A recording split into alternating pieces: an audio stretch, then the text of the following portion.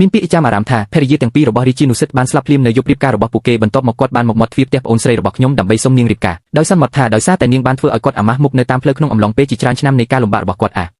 តើខ្ញុំអាចជាមនុស្សទី3ដែលស្លាប់នៅយប់រៀបការរបស់ខ្ញុំបានទេខ្លាចទេបើមិនដូច្នោះទេគ្រាន់តែប្រាប់ខ្ញុំបុគ្គលិកលក្ខណៈរបស់ខ្ញុំគឺថាខ្ញុំដូច្នេះតើខ្ញុំអាចប្រាប់អ្នកដោយរបៀបណាខ្ញុំនឹងប្រថុយជីវិតរបស់ខ្ញុំវាហាក់ដូចជាជីងហេងមិនមានបំណងសម្រាប់ខ្ញុំសម្រាប់ពេលនេះទេប្រហែលជាគាត់ចង់ធ្វើទារុណកម្មខ្ញុំយឺត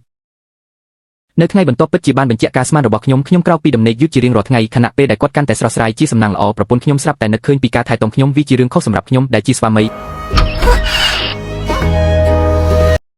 ពីការថែទាំខ្ញុំវាជារឿងខុសសម្រាប់ខ្ញុំ